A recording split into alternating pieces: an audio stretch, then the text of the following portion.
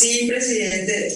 Buenos días. El punto uno del mensaje número 2027 de fecha 10 de diciembre del 2024, por el cual remite el proyecto de ley que garantiza el derecho de niños, niñas y adolescentes a la protección ante el criadazgo.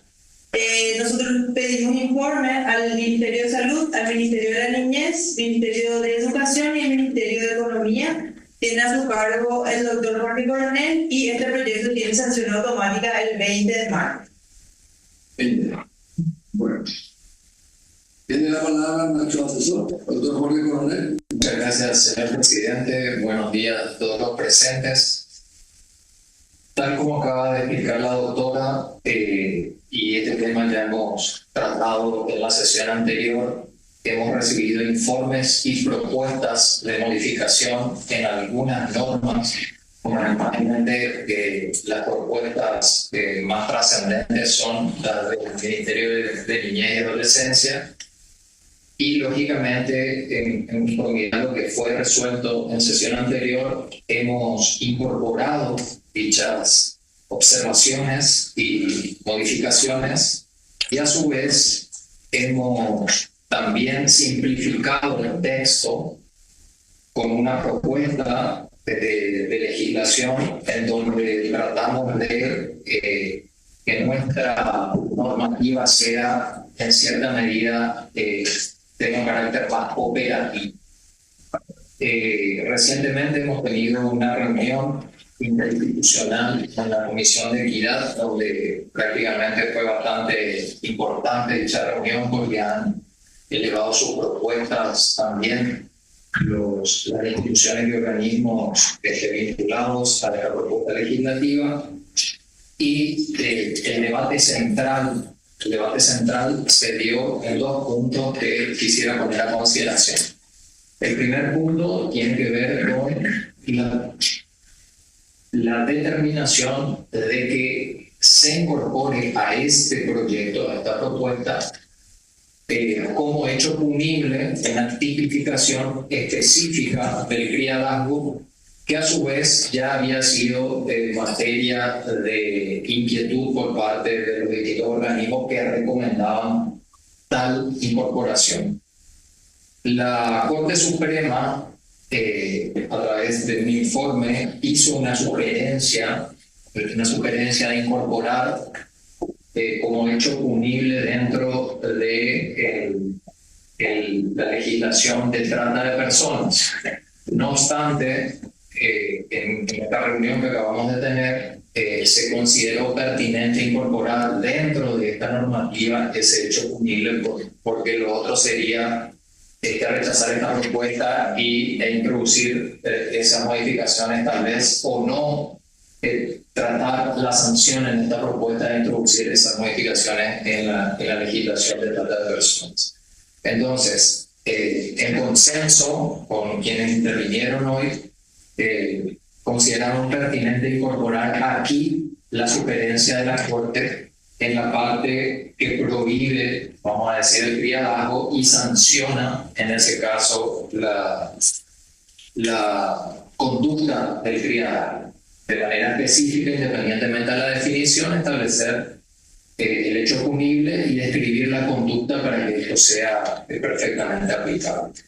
Y el otro punto que ha sido también sometido a consideración es el punto del artículo 7º, en donde, conforme a las recomendaciones del Ministerio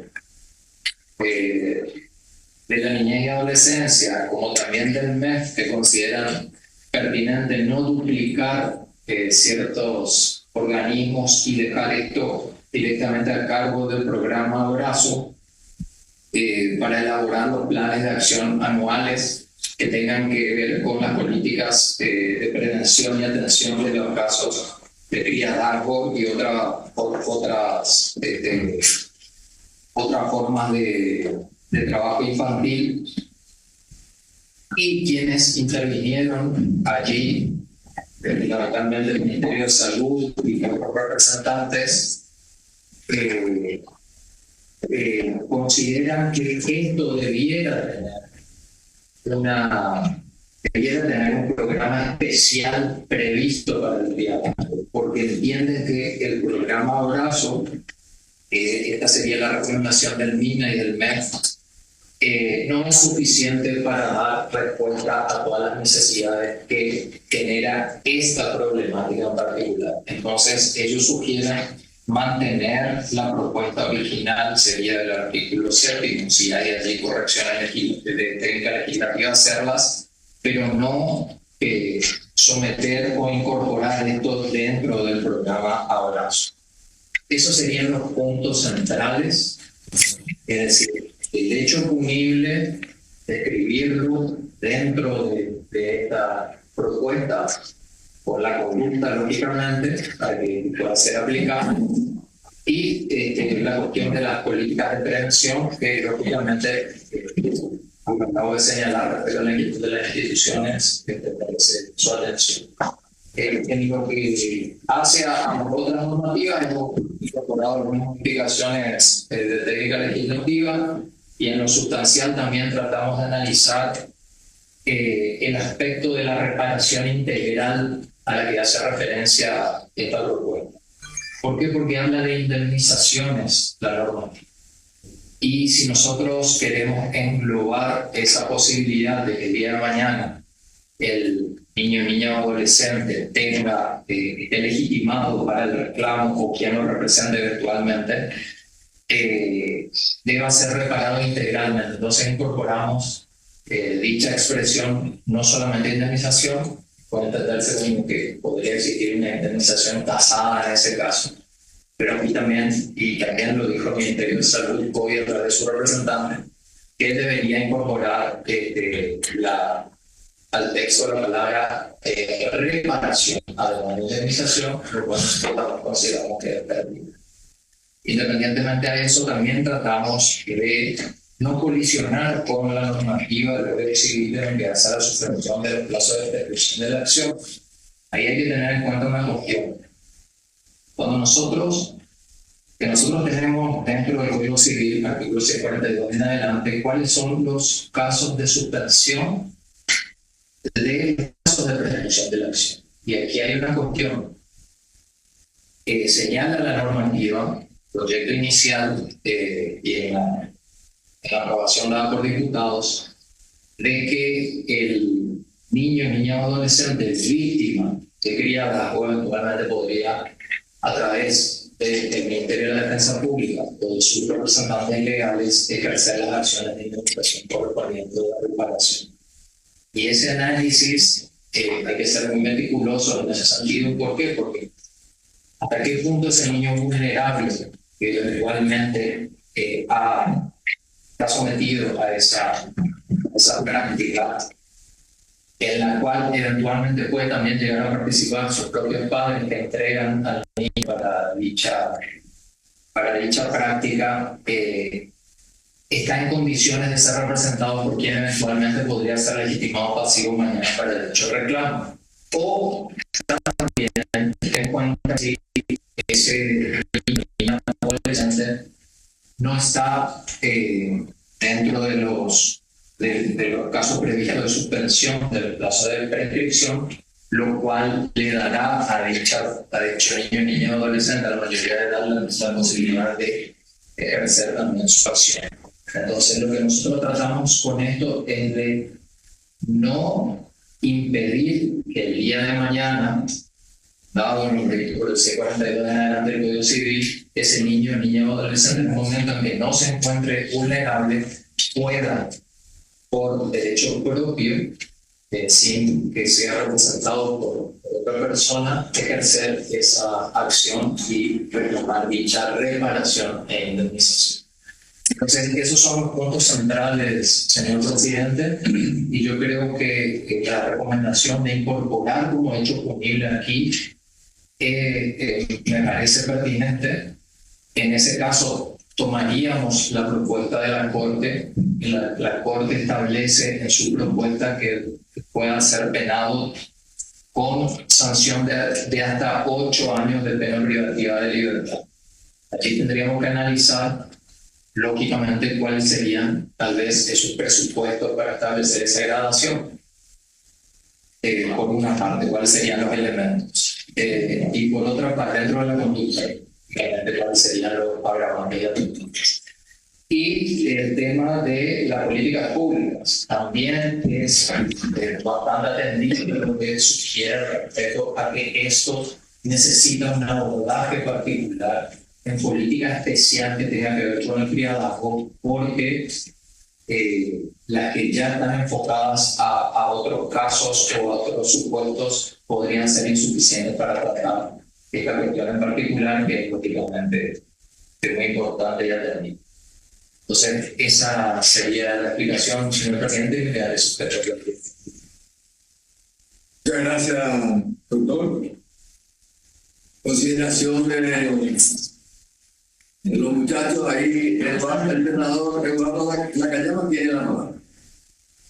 Gracias, presidente. Sí, simplemente para apoyar la versión de legislación que ha incorporado ya la mayoría de las sugerencias remitidas tanto por la Secretaría de la Niñez, también por la Corte Suprema de Justicia. Conversé con gente del Ministerio del Trabajo, quienes también estaban pendientes de hacer algunas reuniones en las demás comisiones que, si mal no recuerdo, son las de equidad y género y también la de familia. Con estos ajustes que ha hecho nuestro asesor, que incorporan los de la técnica legislativa, creo que tenemos que acompañar esta versión de nuestra comisión, presidente. Entonces estoy para la aprobación de la versión comisión de legislación. Gracias, senador. Ahí se incorporó también el senador Iramay. Buen día, senador. Muchas gracias por la presencia. Se incorporó también acá la señora Celeste Camarillo, esencial. Bueno, yo quisiera hacer algunas consideraciones. Una pregunta más que una consideración.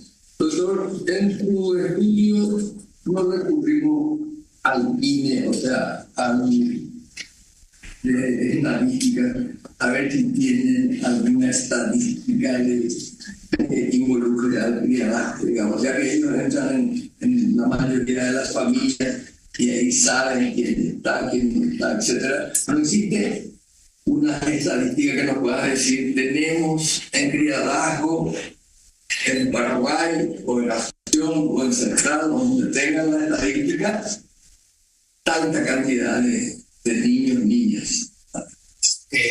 No tenemos en particular un informe respecto al tema por parte de legislación. No obstante, hoy en el tratamiento, justamente, el Ministerio que estuvieron presentes, el representante del Ministerio de Trabajo, el Ministerio Público, Corte Suprema y el Ministerio Público fundamentalmente, y el Ministerio de Trabajo y de Salud hicieron hincapié en que la mayoría de los casos se dan en Ciudad del Este. ¿En Ciudad del Este? Sí. No más en Asunción. Es que la mayoría de los casos, o sea, que tuvieron muchos casos o gran cantidad de casos en Ciudad del Este.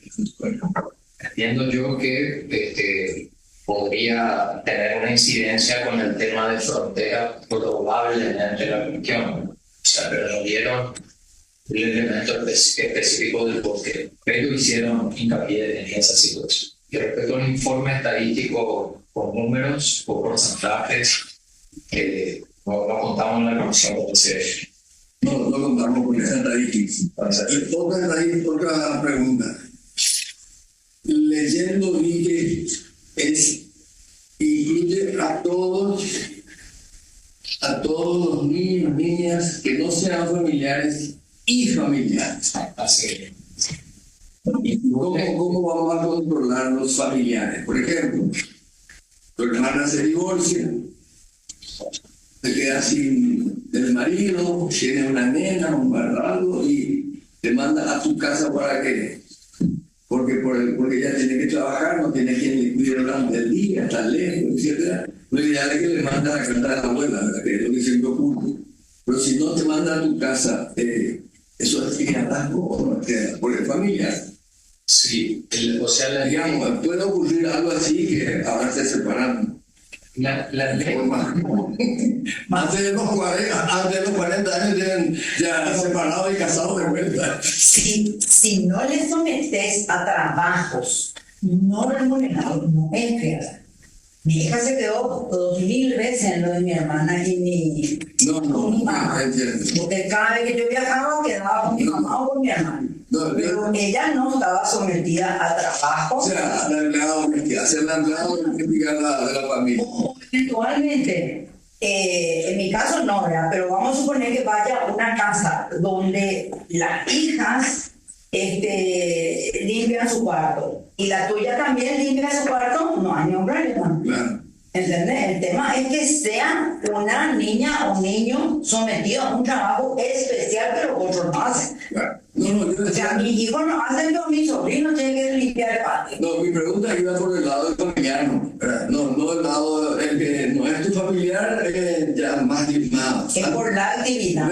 50 años atrás era normal el tema de que vos le envíes. Mi mamá tenía como 4 esclavas que le decían madrina. Yo le digo, mamá, Dios mío, presa tenías que estar.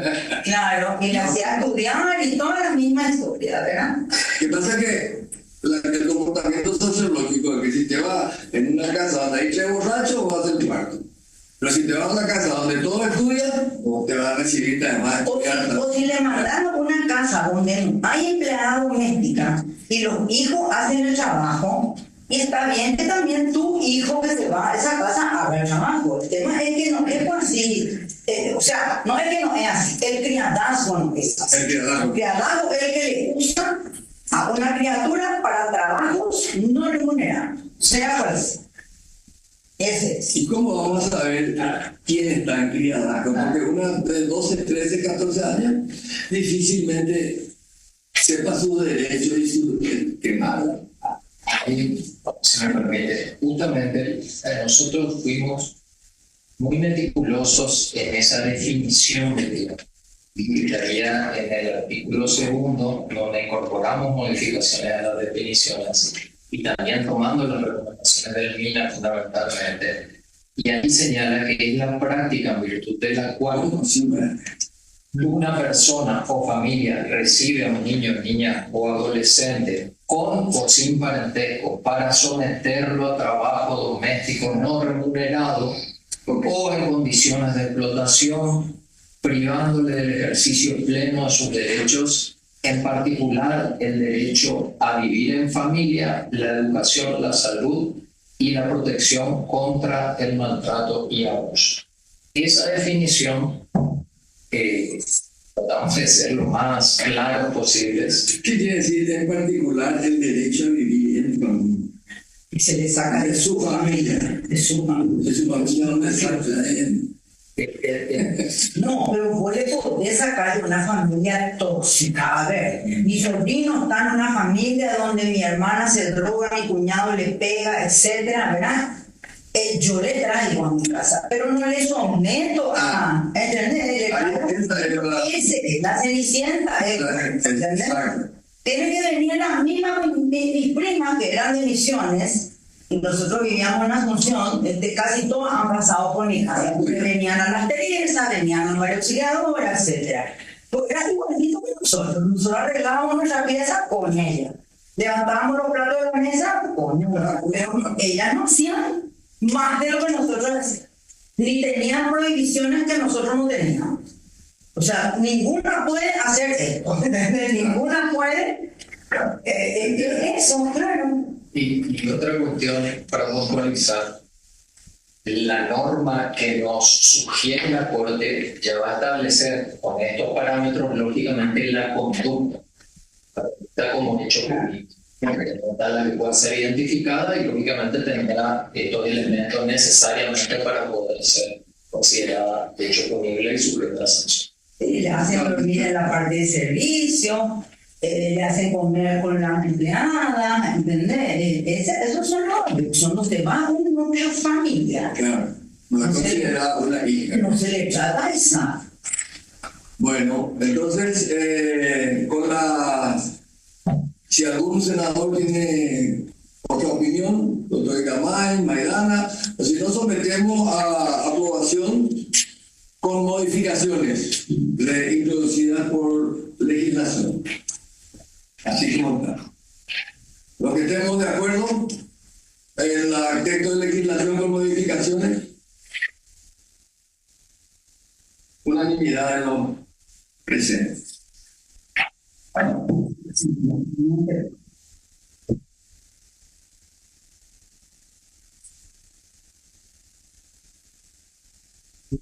Pero ahora sí somos chicos veteranos. Yo Ay, yo que yo he visto en televisión. Hay también un gran pelea, no que sepan.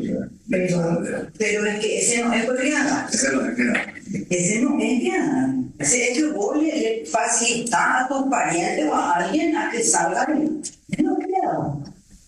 Bien. El siguiente Señora. punto, señor presidente, el punto 2. El mensaje número 2021 de fecha 10 de diciembre del 2024, por el cual remite el proyecto de ley que modifica y amplía los artículos 2 y 3 de la Ley 5508 del 2015, promoción, protección de la maternidad y apoyo a la lactancia materna, y su modificatoria en la Ley 6453 del 2019. Para este punto, señor presidente, contamos con la presencia virtual de la señora directora Patricia Luchín. Ella es directora general de promoción a la mujer trabajadora del Ministerio de Trabajo. Tiene a su cargo el asesor Francisco Viveros. Para este punto nosotros solicitamos informes tanto al Ministerio de Trabajo, al Tribunal Superior de Justicia Electoral, al Ministerio de la Mujer. Y se trabajó de manera conjunta y más directamente con el Ministerio de Trabajo. ¿Quién tiene a cargo? Francisco Francisco.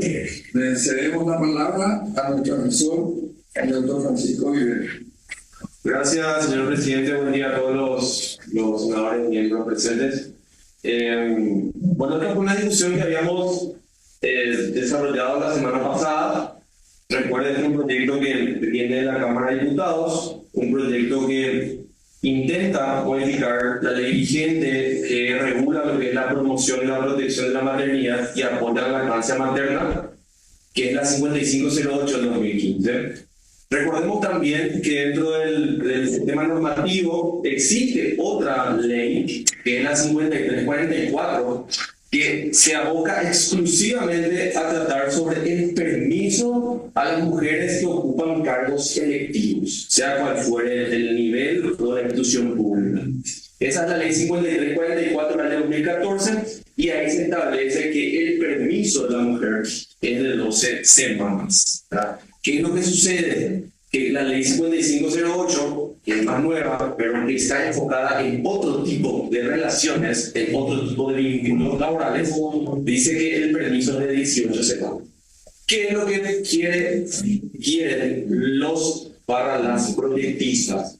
Lo que quieren es actualizar la situación vigente de las mujeres en cargos electivos y pasar de 12 semanas, que hoy dice la ley 5344, a permisos de 18 semanas, que dice, que figura en la ley 5508 del año 2015. ¿Qué proyecta la propuesta legislativa? Proyecta modificar la 5508 y no tocar la 5344, que habla justamente de este permiso para las mujeres en cargos electivos. 5344. 5344 del año 2014. Y la 5508, que es del año 2015. Entonces, ¿qué es lo que pasa, señores senadores, en la 5508?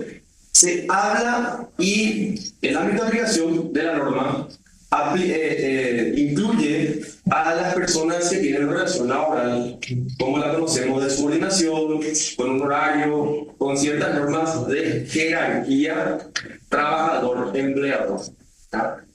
Incluye tanto personas del sector privado como del sector público. Y en esa misma norma no solamente se habla de permisos, sino también se habla de cuestiones relativas a remuneraciones, por ejemplo, cuánto va a cubrir el IPS o cuánto va a cubrir el empleador, cuestiones relativas a permiso de paternidad también, cuestiones relativas a inamovilidad, y todo ese y también los permisos de lactancia, todo ese universo que hace alusión a esta situación en particular de la mujer que, la mujer que tuvo un hijo.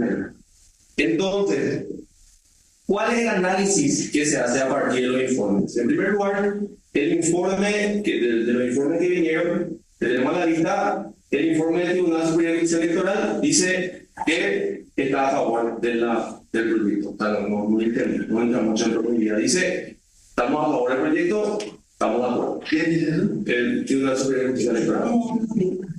Dice, estamos de acuerdo. Ya se lavan las manos. Así, estamos a favor, punto. ¿Qué dice el Ministerio de Trabajo? ¿A quiénes afecta eso? A todas las mujeres que ocupan ¿A cargos quiénes afecta específicamente? Senadores, y va a ser concejales, gobernadores, todos los que tengan suplente, nadie. ¿Quién es el suplente del intendente? Y el presidente de la. No, encargado de paso. No, suplente. Pero. No, bueno, todos tienen suplente, nosotros tenemos que tener suplente. Pero hay un mecanismo para que el suplente suba. Y el sueldo le tiene que quedar al suplente o no, en el caso de diputados, de senadores. No, es nada fácil. Gobernadores, concejales departamentales, concejales municipales, después quien tiene miembros de consejos en general. Yo le comento así como para yo me fui a la legislación internacional, hice legislación para. Bueno, ¿y qué es lo que dice el Ministerio del Trabajo? El Ministerio del Trabajo dice, realmente nosotros estamos preocupados porque al modificar la 5508 e incluir, porque ¿qué hace el proyecto? Le incluye a las mujeres en cargos electivos en el universo de la 5508. Y ahí fue lo que justamente hablamos la vez anterior.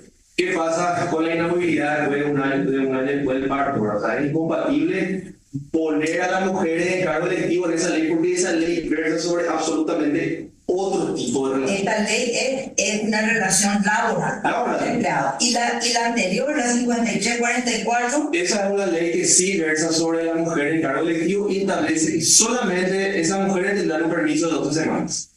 O sea que ya existe una ley para cargos electivos. Exactamente. A partir de eso, señores senadores, con la sugerencia acá de ustedes, ¿qué es lo que yo hago? Yo me dedico a investigar lo que hay en Sudamérica al respecto. Y yo encuentro que existe una norma, no que es de Colombia, que trata sobre este tema. Y la norma colombiana específicamente alude a las mujeres con cargos electivos. No es que mete esto en el Código de Trabajo, no es que mete esto en una ley que habla sobre la lactancia. Ellos trabajan sobre una ley aparte, como hoy tenemos la 54.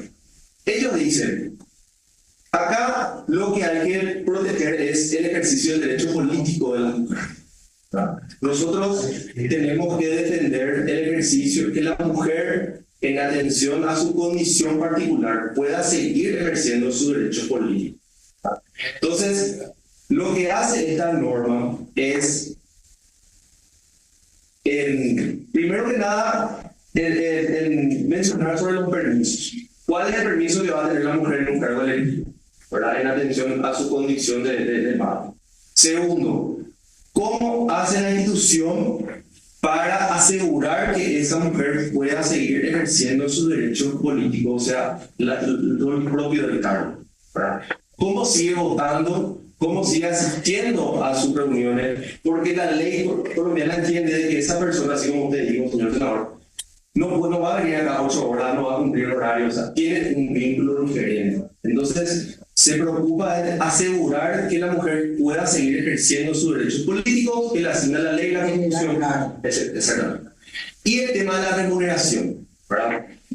La ley colombiana también dice que la mujer que accede a un permiso en atención a que la institución pública donde está ejerciendo su labor va a adecuar su reglamento, su sistema y todo para que ella pueda seguir ejerciendo ese derecho político probablemente desde su casa o puede seguir asistiendo, le va a seguir pagando y no va a haber una disminución en su remuneración. Entonces, sobre la base de esa norma, sobre la base de los informes que tenemos del Ministerio de Trabajo y sobre la base de las sugerencias que ustedes dieron la semana pasada, al criterio por lo menos de esta asesoría es de que el proyecto no tiene que pretender modificar la 5508, tiene que pretender modificar la 5344, porque la 5344 es la que trata sobre el caso que nos ocupa ahora. Si nosotros modificamos la 5508, ahí es donde se va a generar algún problema legislativo y eso ya lo dijo el Ministerio de Trabajo. Entonces, sobre la base de eso, es esta asesoría le sugiere dos caminos. Uno, modificar este proyecto de ley, pero modificar hablamos de enmendar en absoluto y no cambiar la 5508, sino cambiar la 5344. Así lo le dice acá tu proyecto. Exactamente. ¿Y qué hacer ahí? Aumentar el permiso de 18 semanas, obligar a las instituciones públicas en donde esas mujeres cumplen su rol de que ellos adecuen sus reglamentos, adecuen sus instrucciones, sus normas, su plataforma para que la mujer pueda seguir votando, que no sea un permiso obligatorio, sino que sea una posibilidad que la mujer pueda votar por venir o por hacerlo de su casa. Y que la remuneración de las mujeres no se disminuya y que se mantenga en el interés superior del niño. Bueno, de hecho que si no pierde su situación de titular, Exacto. va a recibir los salarios. Claro, exactamente. No hay el suplente que cobra y el que no cobra. Pero yo es lo que decía, si ella se va 12 semanas, 18 semanas, no puede el Parlamento o la Junta Municipal Departamental sesionar con menos miembros. Pero si ella no viene luego nunca más, no, claro, ahí está bien, si no viene luego nunca más, tiene que venir el suplente y el suplente tiene que ser remunerado, Claro. si no va a pagar todo. Claro. No, claro, a mí me parece perfecto adecuar yo creo que eso lo dije la otra vez, hay que adecuar el reglamento de cada institución, pero ya que no adecuan, que la ley le ordene adecuar. Así mismo.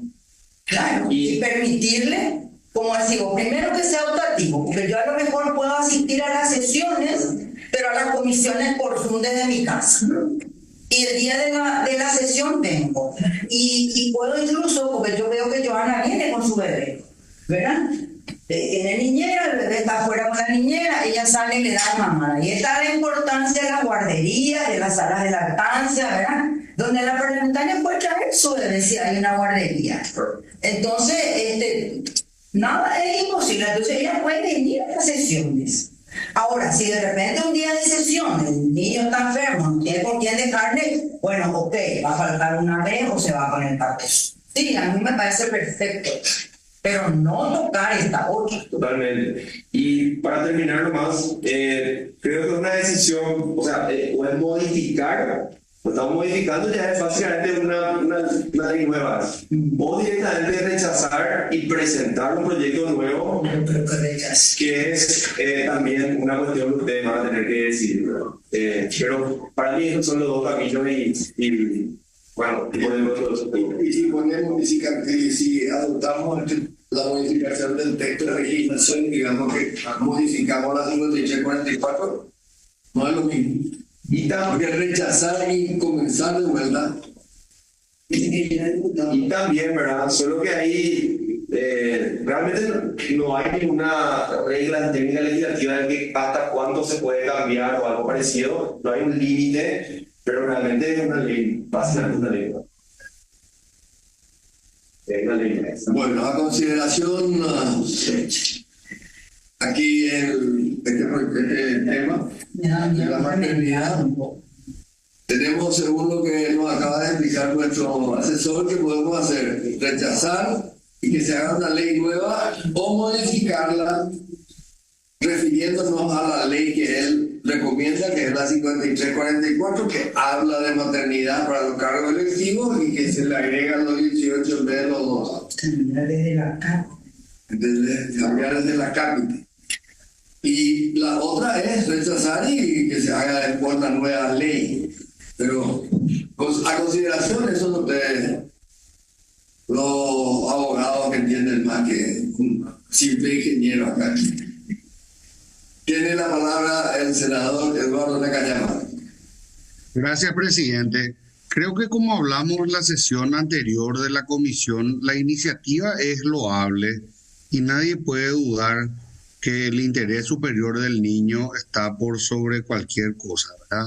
Es decir, esto no busca ser un privilegio para las mujeres que están en cargos electivos, quieran, digamos, disfrutar de algún privilegio, ¿verdad? Que es lo que muchas veces se puede querer hacer notar, sino sobre el derecho que tienen los niños de poder, digamos, desarrollarse, sobre todo en esa primera etapa, ¿verdad? Y no siempre un embarazo está programado ni esperado, sino que muchas veces vienen porque vienen y en ese sentido el interés superior del niño tiene que estar por arriba de todo. Ahora, el hecho de que se quiera equiparar un cargo electivo a un puesto laboral, lógicamente viene totalmente de contramano porque no son la misma. Eso es lo que nos explicaba el asesor ya en la sesión anterior y hoy nuevamente se complementa con su dictamen, ¿verdad? Yo estaría más inclinado a la segunda opción, que es la aprobación con esas modificaciones y ver posteriormente qué dice diputados, ¿verdad? Si diputados se aviene a los cambios que nosotros enviamos, pues acompañaremos, y si ellos se ratifican en su versión original que adolece de estos problemas, pues deberemos seguramente rechazar. Pero en esta instancia, yo personalmente creo que podríamos acompañar con las modificaciones solicitadas o recomendadas por el asesor presidente.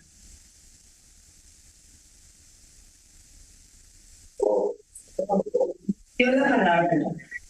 Tiene la palabra la senadora Celeste Amarilla.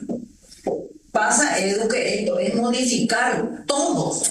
O sea, no modifica tal ley, modifica la otra. Y no dice tal otra y dice tal otra. Es prácticamente una ley nueva.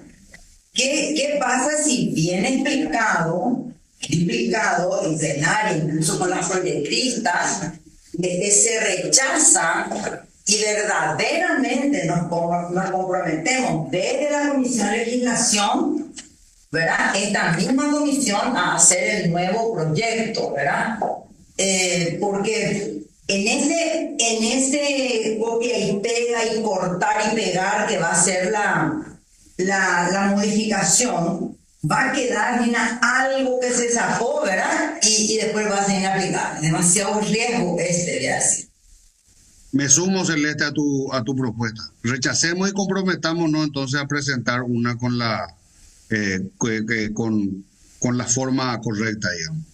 Y acá perdón, presidente, con el presidente presente, vamos a ponernos como compromiso, presidente, de que acá la comisión nos haga un proyecto de cambio, ¿verdad? Y presentar lo antes posible, antes de mitad de año. Yo no sugeriría que rechacemos, ¿verdad? Así como estamos hablando, y presentemos ya, porque no creo que sea muy difícil hacer lo que vamos a hacer el cambio. No creo que lleve mucho tiempo. Ya hizo, ya está. Prácticamente rechazar y sugerir esto, y ahí ya los diputados. Ya 8 días, 15 días, próximamente. Ellos ya pueden tratar, ¿verdad? Perfecto. Presidente Maidana.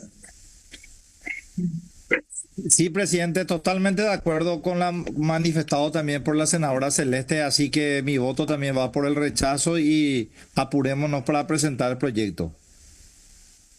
Senador Iramay pidió la palabra. Sí. Bueno, a mí me interesaría que se vea un poco más la legislación comparada.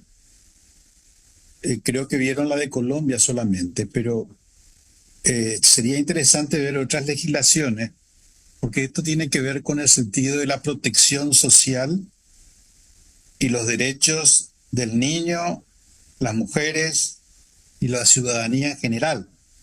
O sea, tiene que no verse como un privilegio, sino como simplemente la administración de un problema que se plantea en particular con los dirigentes parlamentarios, políticos.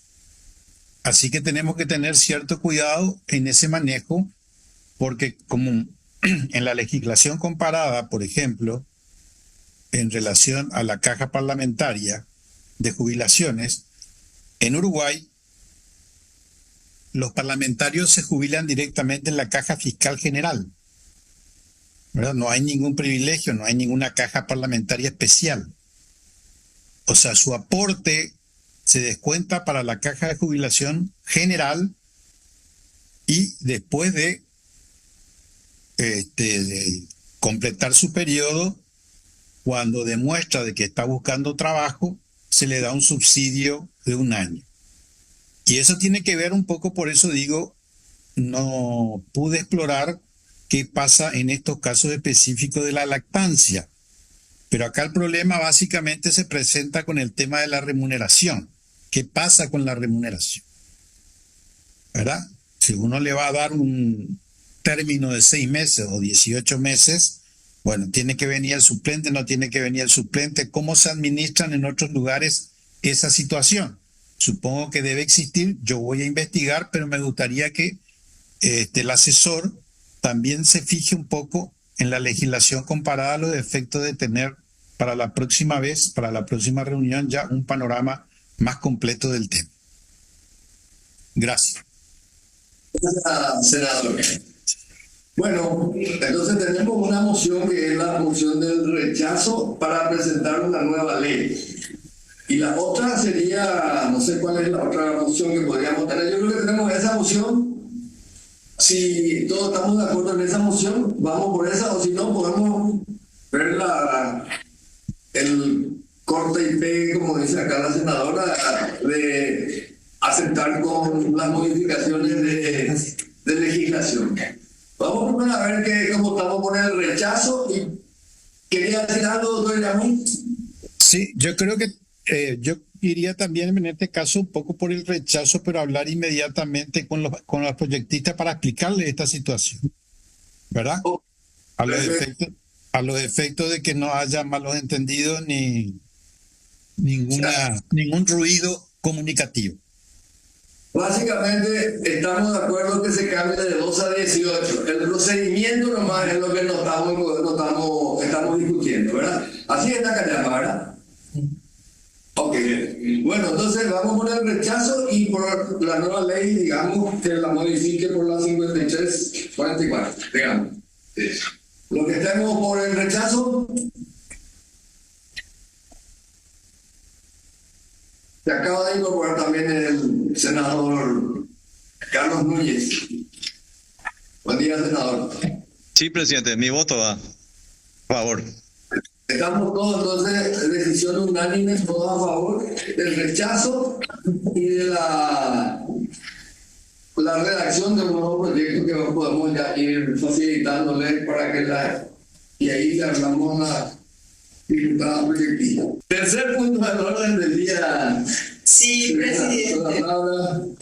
Presidente, el mensaje número 2002, de fecha 27 de noviembre del 2024, por el cual remite el proyecto de ley que establece medidas fitosanitarias y dispone otras medidas de mitigación de riesgo en la introducción al país de maquinarias, equipos e implementos agrícolas utilizados. Para este punto, estamos nosotros también los miembros de la Comisión de Economía. Este punto, señor presidente, tiene sanción automática el miércoles 7 de mayo y tiene a su cargo el doctor Francisco Viveros.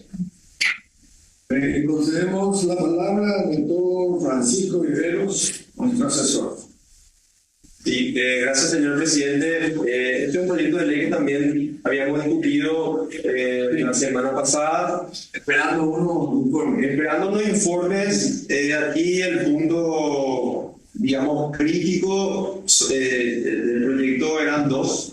En primer lugar, el tema de la antigüedad de estos equipos, esa maquinaria usada. Sí. Usted había mencionado también la senadora Celeste, ya había mencionado que cómo se permite el ingreso de estos equipos, estas maquinarias usadas, que los 5 años de limitación eran muy pocos. Así que es un tema también que hay que volver a ver. Y por otro lado, lo relativo a lo fiscal, a lo tributario, porque se menciona en el artículo 11, específicamente del proyecto de ley, de que estos equipos, aparatos, maquinarias usados que vayan ingresando no podrán tener ningún tipo de exención tributaria a ninguno de los aranceles ni tampoco ningún tipo de exoneración en lo que se refiere a los aranceles aduaneros. Entonces, quedamos en esperar el informe de la DENIT y quedamos en esperar también el informe del SENAVE. De la DENIT no tuvimos respuesta, del SENAVE sí tuvimos respuesta. El SENAVE básicamente menciona que hoy, actualmente, la ley vigente, que es la 123 del año 91, que es la que crea el SENAVE, hoy por hoy existe ya un articulado, específicamente el artículo 6, inciso B, de esa ley, que le atribuye al SENAVE la posibilidad de aplicar tratamiento de desinfección y desinfestación de productos, medios de transporte, envases y locales adecuados a las normas de salud humana y medio ambiente.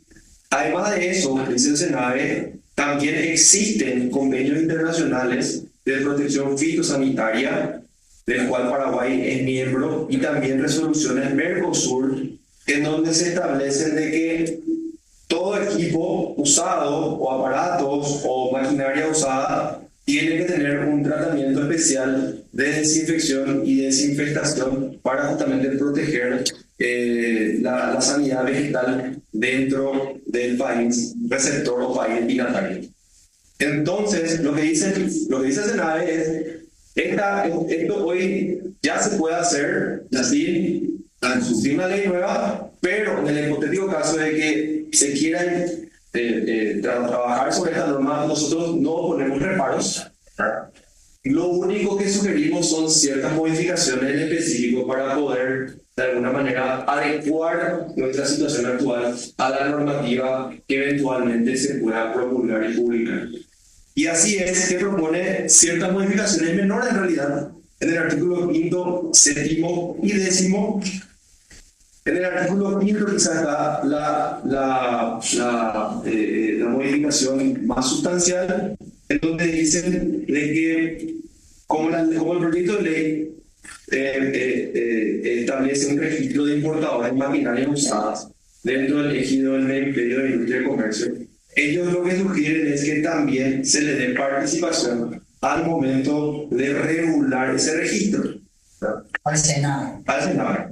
Entonces, básicamente, dándole esa atribución que según ellos que luego hoy por ley le corresponde, ellos no estarían en contra de los derechos.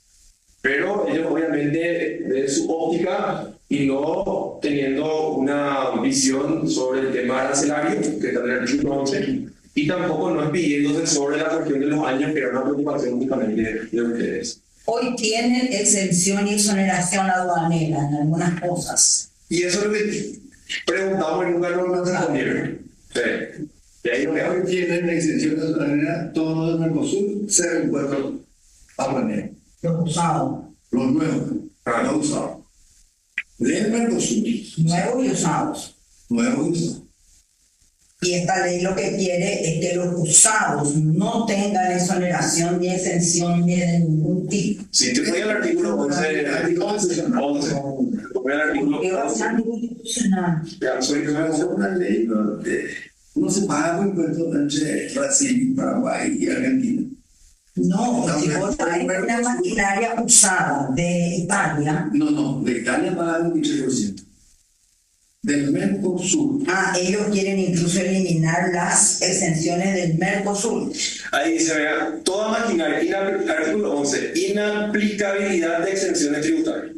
Toda maquinaria, equipos e implementos importados usados que se hayan afectado al pago en concepto de tributo aduanero conforme a lo establecido del arancel externo común AE del Mercosur, todos aquellos que pagan, ¿verdad?, no pueden beneficiarse de las excepciones tributarias identificadas como arancel nacional vigente ANB por su condición de bien usado.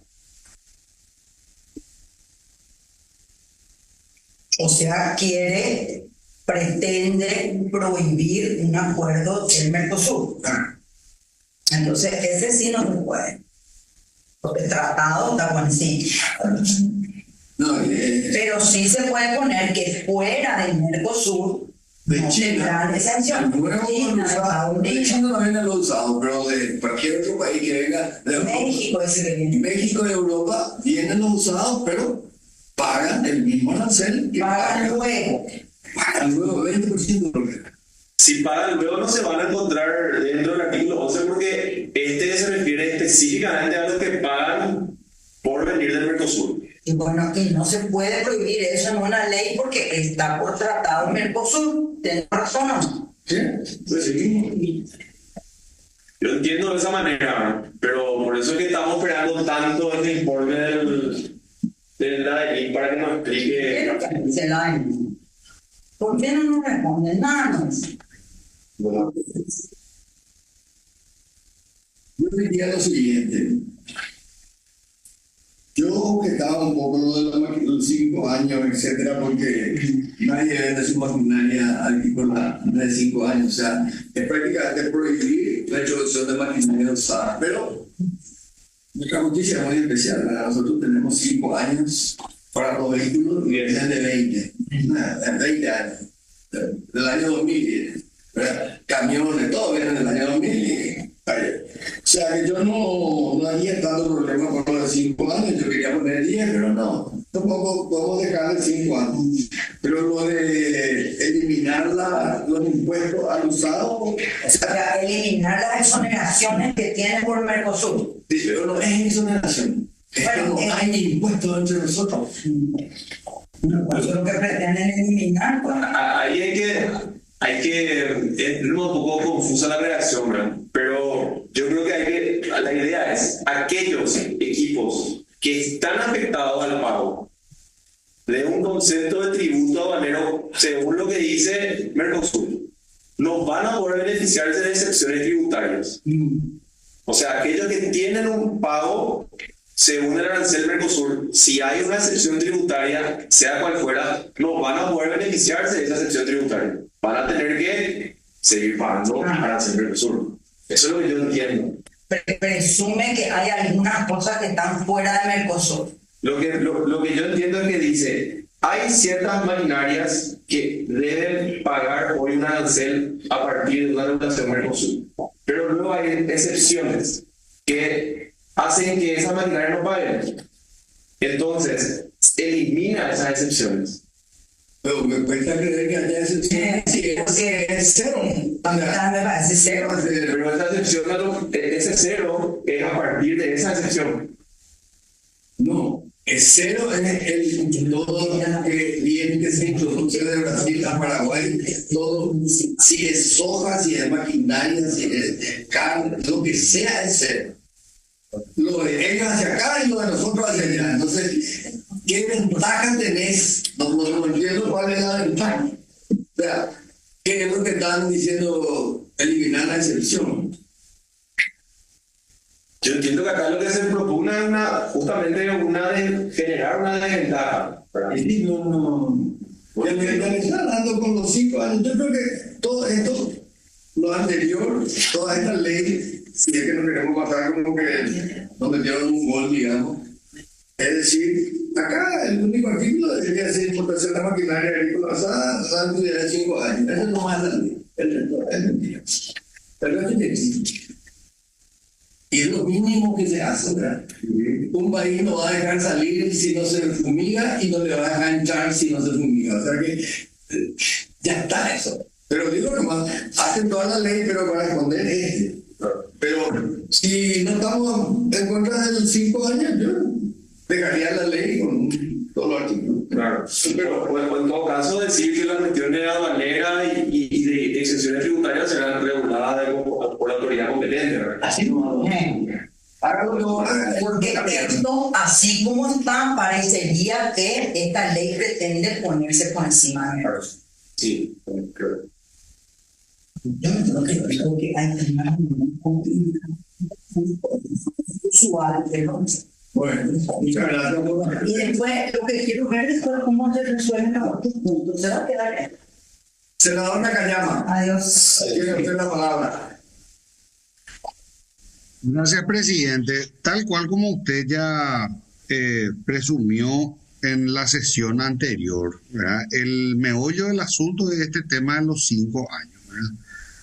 Y a mí me parece peligroso, primero, que nosotros marquemos estos 5 años para maquinarias, cuando sabemos perfectamente que tanto maquinarias como camiones, 5 años son prácticamente 0 kilómetros todavía, ¿verdad? Entonces es directamente una prohibición a importar, ¿verdad?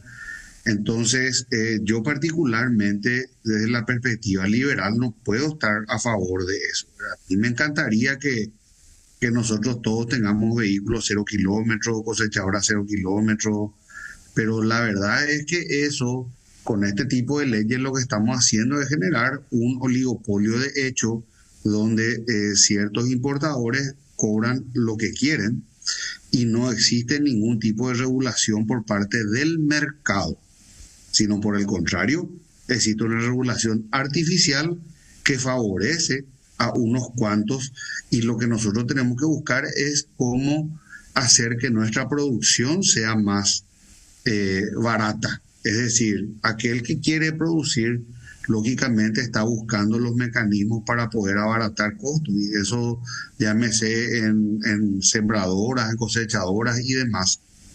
Y si vos podés comprar una flota de cosechadoras de una empresa gigantesca de Brasil que por cuestión contable o administrativa tiene por criterio renovar sus maquinarias cada tantos años. ¿Y cuál es el problema? Que vos le compres si a vos te va a servir todavía esa maquinaria? Y todo ese tema fitosanitario y demás es historia del presidente. Entonces, yo iría a que extendamos eso por lo menos a 10 años, ¿verdad? Eso en primer lugar. Y en segundo lugar, toda esa parte tributaria se tiene que eliminar, presidente, porque nosotros no podemos en una ley contradecir lo que dicen los acuerdos del Mercosur. De ninguna manera. O sea, por ley, es un caso similar que tuvimos con el tema del convenio de la Unión Europea. Pero, o sea, el orden de prelación de las normas jurídicas, de acuerdo a lo que establece la Constitución Nacional, es muy clara. En primer lugar, Constitución Nacional. Segundo lugar, acuerdos y convenios internacionales ratificados por la República. En tercer lugar, leyes de la República. Cuarto lugar, decretos de la Presidencia. Y después, sucesivamente, resoluciones ministeriales, reglamentos y demás, ¿verdad? Entonces, presidente, yo voy por que se amplíe por lo menos a 10, si es que no se rechaza, ¿verdad? Ampliar por lo menos a 10 años y eliminar toda esa parte confusa que habla de la parte tributaria. Senador Delny Medrano, gracias, senador Nakayama.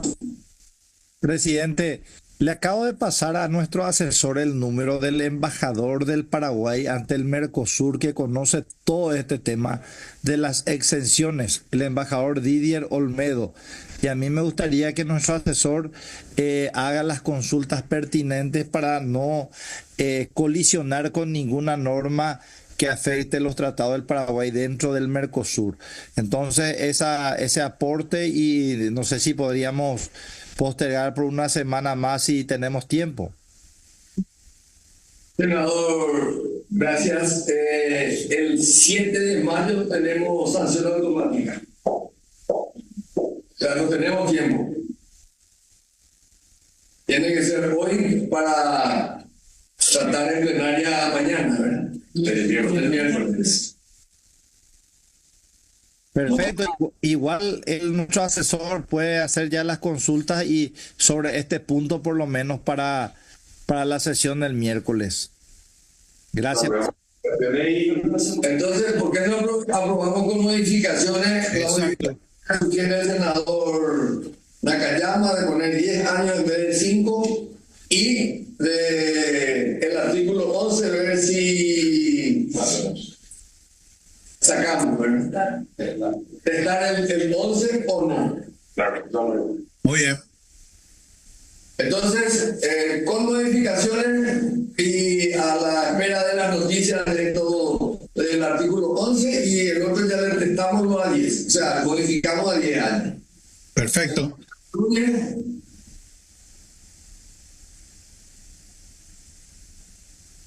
Todos a favor, entonces. Tenemos un solo dictamen con modificaciones y esas dos modificaciones quedan nuestro asesor de confirmarnos. No, la de 10 años ya está confirmada por nosotros, pero la otra es de claro. Ahora. Sí, presidente. El punto 4 es el proyecto de ley que establece la señalización y uso del carril preferencial para motocicletas en avenidas de alto flujo vehicular en la República de Paraguay. Con respecto a este punto, se deben solicitar informes a la Agencia Nacional de Tránsito, al Ministerio de Obras Públicas y a OPASI, y se llevó a cabo la fecha 29 de abril una audiencia pública en la sala de sesiones del Congreso Nacional, donde participaron también todos estos actores involucrados en el presente proyecto de ley, señor presidente. El mismo tiene a su cargo el asesor Francisco Viveros. Sí. Bueno, aumento de trabajo. Gracias, señor presidente. Bueno, así como mencionó la compañera, este es un tema que también lo habíamos conversado, incluso viendo el proyectito acá con su asesor. Él había explicado acerca de la experiencia en el extranjero, específicamente en Sao Paulo. Lo había mencionado, lo estaba conversando justamente también con el senador Eduardo Nakayama, de la experiencia que tuvo en Sao Paulo este tipo de iniciativa. Él quería replicar eso acá en Paraguay, entonces lo que hace es realizar una propuesta legislativa que tiene por intención crear carriles preferenciales para motocicletas. El de los carriles preferenciales significa que estos carriles van a ser utilizados por las motocicletas, pero las motocicletas también pueden salir de estos carriles preferenciales, o sea, no son carriles obligatorios, ¿verdad? Y estos carriles van a estar ubicados en avenidas de alto flujo, definiendo también que las avenidas son de alto flujo, o sea, bueno, una definición un poco subjetiva, diciendo que las avenidas de alto flujo son avenidas donde hay un paso de vehículos frecuente, ¿verdad? Hay mucha congestión. Entonces, básicamente, lo que hicimos es solicitar informe a las diferentes instituciones.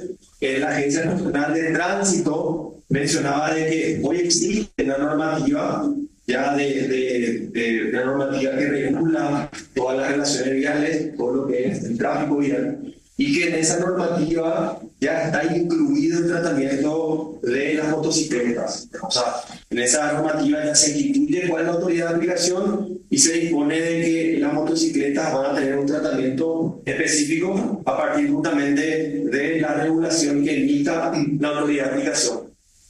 El OPASI había dicho que no estaba de acuerdo con el proyecto porque eso ya está regulado de la ley vigente y que no hace falta el nuevo proyecto de ley que regule este tipo de cuestiones. Y el Ministerio de Obras Públicas había dicho de que entiende que la propuesta es loable, de que la intención es buena, pero que habría que hacer un estudio pormenorizado al efecto de poder recabar el impacto que va a tener la instalación de carriles preferenciales para motocicletas, ya que nuestras avenidas, nuestras calles tienen, muchas veces no tienen espacio. Entonces habría que hacer como un proyecto piloto y también habría que medir un poco el impacto a partir de ese proyecto piloto. Eso fue lo mismo que ha entendido el director de la obra, ¿verdad? Eso fue lo mismo que dijeron ellos en la audiencia pública. Y no sé si hubo una conclusión porque yo no estuve ahí, no hubo una conclusión. Conclusión no, pero sí, como manifestó el doctor Francisco, básicamente todos sostienen el rechazo del proyecto. Por ya sea existencia de ley, por inviabilidad, por presupuesto, un montón de situaciones que plantearon cada uno de su área. Muy bien, muchas gracias. A consideración de los senadores, yo mi opinión ya la vez anterior ya fue acá, yo aprecio mucho y me parece loable estar preocupado por la causa principal de muerte en nuestro país, que son los accidentes de motociclistas. Hoy en día es el number one del disparate. Entonces, yo decía, y lo digo porque todos vivimos en la misma ciudad, todos usamos las mismas arterias, porque tenemos Boca, ¿verdad? Ninguna avenida de la ciudad de Asunción tiene lugar para un carril más, ¿verdad? No hay forma de poner, no tenemos espacio. Y sacrificar todo un carril solo por el uso de motocicleta, mientras que ellos se pueden pasear como quieran por todos lados, es absurdo. Y segundo, por las rutas tampoco, que todos nos vamos por la ruta que 9 o como se llame, la que va por el Latrachaco.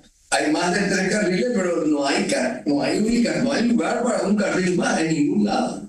Y en las calles menos todavía, ¿verdad? Entonces, es inaplicable, porque vos podés hacer la ley, pero después, ¿dónde te va a decir el intendente de Asunción cómo quieren que yo, Marica López, ponga un carril si no hay lugar para un carril más? Y a eliminar un carril de los autos y a dejar solo para motos. Y eso no va a ser aceptado, ¿verdad? Porque apenas podemos circular con los 2 carriles llenos, ¿verdad? Y las motos deambulando por donde quieren. De manera que yo por eso decía que no hay, ¿verdad? Concedo la palabra al senador Eduardo Nakayama. Gracias, presidente. En el mismo sentido que usted, y adelantando que también habíamos advertido que este proyecto de ley colisiona con la autonomía municipal que está establecida en la Constitución Nacional. Nosotros no le podemos imponer a los municipios lo que tienen que hacer. Entonces, el día de mañana, alegando que no tienen, por ejemplo, o que la principal vía en el caso de Caguazú no son las calles, sino la ruta, van a implementarte una faja azul dentro de la ruta 2, ¿verdad? Entonces, eso lógicamente va a generar otro caos porque vamos a estar interviniendo una ruta nacional, ¿cómo te voy a decir? Alegando alguno al cumplimiento de esta ley, ¿verdad? O sea que, y por otra parte, presidente, en el caso de Brasil, de São Paulo, que fue el caso que se trajo, esa es una normativa de carácter municipal, es decir, la prefeitura de São Paulo es la que sacó esta disposición en uso de sus atribuciones, lógicamente constitucionales, porque también en el caso de Brasil, pese a ser un Estado federal, los municipios y los estados tienen su propia autonomía. Entonces, no se puede equiparar una disposición municipal con una ley nacional. Entonces, esto pueden perfectamente sacar los municipios de acuerdo a sus necesidades, pero lo tienen que hacer en el órgano natural que corresponde, que es la Junta Municipal. No está el Senado de la República ni el Congreso Nacional para dictar normas de orden municipal, que para eso están las ordenanzas. Entonces, simplemente eso, presidente. Entonces, estoy también por el rechazo de este proyecto de ley. Bueno, ¿algún otro senador que quiera emitir alguna opinión? Tenemos una moción por el rechazo de este proyecto de ley. Los que estén a favor, díganse levantar la mano.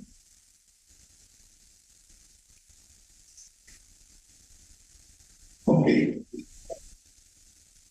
Rechazamos. Y tenemos un último punto de la orden del día. Así es, presidente. El punto 5 es el mensaje número 2295 de fecha 8 de abril de 2025, por el cual remite el proyecto de ley que modifica varios artículos de la ley 5322 de 2014, que establece el estatuto del futbolista profesional. Para este punto solicitamos informe a la Secretaría Nacional de Deporte y la Asociación Paraguaya de Fútbol. Tiene a su cargo el asesor de Lucas Barrios. Adelante, señor asesor. Presidente. Bien, este proyecto viene de la Cámara de Diputados con media sanción y efectivamente a través de las notas institucionales que presentó la Secretaría Nacional de Deporte y también la Asociación Paraguaya de Fútbol, ambas entidades solicitan la aprobación del proyecto que viene de la Cámara de Diputados. En general, el texto lo que trae es una modificación a 7 artículos de la ley, y todos estos artículos tienen que ver con la forma en que se regula el contrato del futbolista, ¿verdad? Entonces, adecuando los términos del proyecto de ley a las nuevas reglamentaciones internacionales de la FIFA y también a los estatutos de la APF. La diferencia más grande que hay entre las modificaciones prácticamente viene a ser que a partir de esta regulación los jugadores, todos los jugadores de fútbol de cualquier club que esté afiliado o reconocido por la Asociación Paraguaya de Fútbol va a poder firmar contratos como futbolista, contrato profesional como futbolista. Hay que recordar que la ley vigente solo permite que esto sea posible cuando se trata de clubes de la división de honor y de la intermedia. Sin embargo, a partir de esta propuesta legislativa, ya esto se va a ampliar a todos los jugadores que tengan un contrato formal en un club profesional que a su vez esté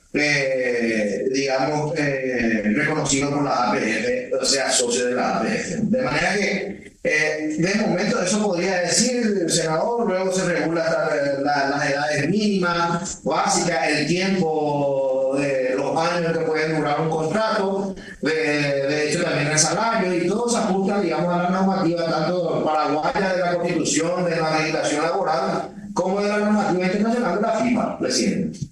Entiendo. Muchas gracias, doctor. La consideración, yo puedo hacer unas consideraciones al tema, dado que mucho tiempo en la parte del deporte y sobre todo del fútbol. Varias veces ya tratamos estos temas en la parte del fútbol, o sea, en el ámbito del fútbol. Lo que ocurre es que solamente las categorías de la profesional y de la intermedia tienen recursos como para firmar contratos con todos sus jugadores por el mínimo de salario vigente. Hay una ley que dice que el contrato mínimo tiene que ser por el mínimo de salario vigente. Y hay clubes que son considerados amateurs, ¿verdad? Tanto en la tercera división, o sea, la segunda o tercera división, que A y B, ¿verdad? Que son clubes extremadamente humildes, de escasos recursos. Entonces, no se les obliga a firmar contrato, pero no tienen cómo cumplir el contrato, ¿verdad? Se firmaría un contrato que no se cumpliría. Nos obligan a firmar el contrato, pero no tenemos cómo pagarte esto. Te vamos a pagar 1,5 millones en vez de los 3 millones o 2.800.000. Entonces, por eso es que la APF había hecho esa salvedad. Yo no sé si hoy en día, a mí la gente de la APF no me avisó nada de este proyecto, pero yo no sé si hoy en día la FIFA exige que todos los que estén afiliados a la FIFA, digamos, que es a través de la APF, necesiten, porque los que no están afiliados a la APF, que son los clubes del interior, creo que no les va a ir esta norma, ¿verdad? Pero no obstante, el problema siempre es el pago, ¿verdad? Y la plata son equipos prácticamente amateurs. Los jugadores trabajan en algún lugar de las 7 de la mañana hasta las 3, 4, 5 de la tarde, donde le dan permiso para que vayan a practicar el fútbol, a partir de las 4 o de las 5 de la tarde, que es la práctica.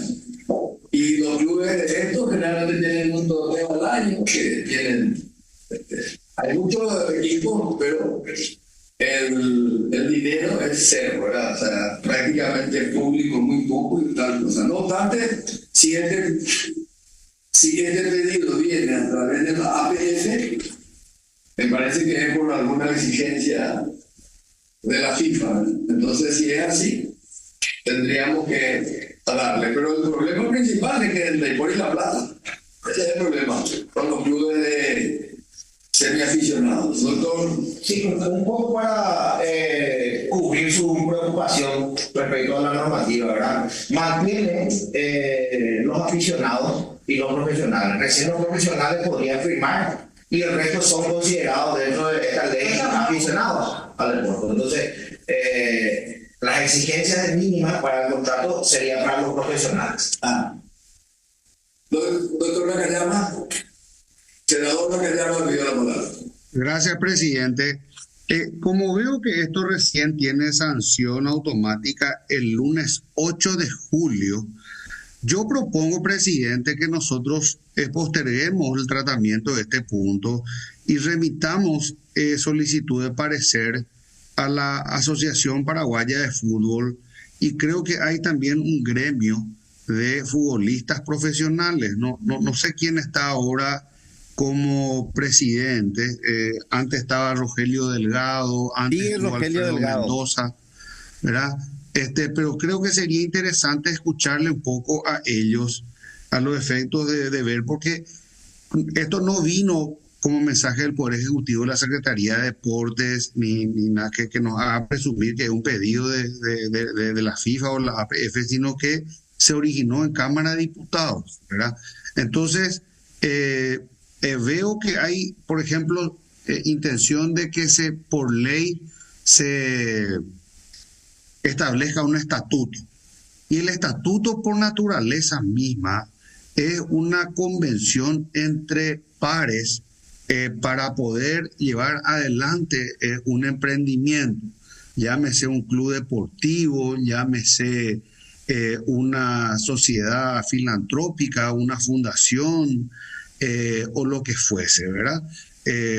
Y los estatutos son los que gobiernan, digamos, lo que va a ser esa sociedad o ese gremio, ¿verdad? El principio de autonomía de la voluntad que está establecido en nuestro sistema jurídico, en el derecho positivo, dice que lo que las partes acuerdan se tiene que respetar como la ley misma. O sea que no existe ningún impedimento hoy para que un estatuto que sea aprobado por los futbolistas o por la gente, eso pueda tener ya una validez como si fuese la misma ley, ¿verdad? Si lo que se quiere o pretende es tener una disposición por encima de esos estatutos, pues esto puede llegar a colisionar con cientos de estatutos que existen hoy, y eso también debe ser estudiado con detenimiento. Entonces, concretamente, presidente, considerando que la sanción automática recién se va a dar en julio de este año, ¿por qué no postergamos el tratamiento por 15 días y le hacemos estas consultas a la APF, a la Asociación de Futbolistas, eventualmente lo escuchamos incluso para que en ese caso posteriormente tomemos una decisión? Gracias, presidente. Senador Nakayama, tengo que informarle, acá me está diciendo la doctora, que tenemos los informes de la Secretaría Nacional del Deporte y de la Asociación Paraguaya de Fútbol. De ambos lugares tenemos los informes recibidos donde ellos solicitan que lo antes posible se realice este gran contexto. Lo que no tenemos es la Asociación de Futbolistas, ¿verdad? Quiero aclarar a los efectos de ilustrar, presidente, a los efectos de ilustrar a la presidencia y a los miembros de la Comisión de Legislación. Nosotros tenemos una ley nacional, obviamente en Paraguay desde el año 1991, que establece el estatuto del futbolista profesional. Esta ley del 91 fue derogada en el 2014 por una nueva ley, y la ley del estatuto del futbolista está vigente desde esa época, ¿verdad? Que se había hecho por la participación efectivamente de los futbolistas, que ellos fueron ellos los que reclamaron aquel año 91 que se haga esta ley. y desde entonces tenemos vigente. Lo que hace este proyecto que viene de diputados es modificar 7 artículos de esa ley, ¿verdad? Esto da los efectos de historiar un poco nomás la legislación vigente actual, ¿verdad? Tenemos. Pero sí falta el parecer de la Asociación de los Futbolistas, eso sí. ¿Y en qué sentido son las modificaciones? Y tiene que ver con el contrato específico de contrato, digamos, laboral, entre comillas, especial porque es un contrato del futbolista, ¿verdad? Tanto las remuneraciones mínimas, que tiene que ver con el tiempo de duración, y la calidad que va a ser considerado, ¿verdad? Sí, se puede, y podemos tener el parecer de la Asociación de Futbolistas, sería interesante, porque ahí tendríamos el parecer de todos el estamento, de todos los involucrados. Según veo, edad mínima para firmar un contrato profesional dice 18 años. Y 16 años puede firmar un contrato con una duración de 1 año. El de 18 años, ¿cuánto es la duración? Puede llegar hasta 5. Puede llegar hasta 5 años. Ok, así es el de la FIFA, hasta 5 años. Entonces está de acuerdo a eso. Y el de los aficionados es sin contrato. Sí, sin contrato con público. No serían considerados profesionales. Así es. Bueno, opiniones del presidente Maidana. Presidente. Estoy de acuerdo con lo que propone el senador Nakayama, o sea, si en todo caso no puede ser 15 días, hagamos el próximo lunes y le invitemos de vuelta a la gente de la APF, de la Secretaría Nacional de Deportes y también al gremio de futbolistas para discutir y consensuar el texto. Bueno, entonces, a consideración, la postergación por 7 días, 15 y 7 días, también, o 7 o 15 días, ¿verdad? 15 días vamos a caer ¿dónde? ¿Vamos a caer en el feriado o no? Sí, para que mire bien feriado. Un segundito más a corroborar acá. El 15 días.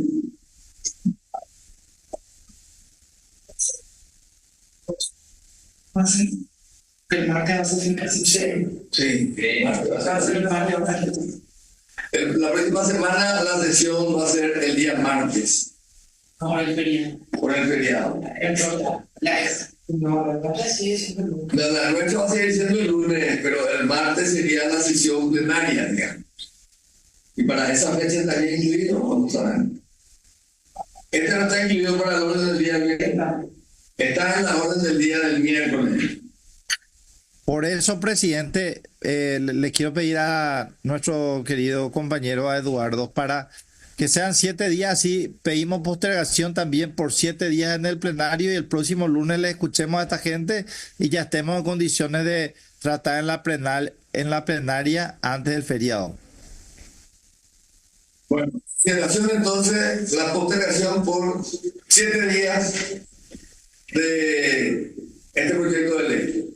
¿Los que estén a favor?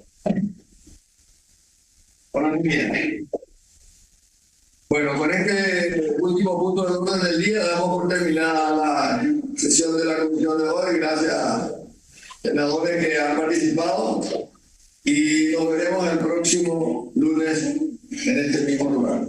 Muchas gracias.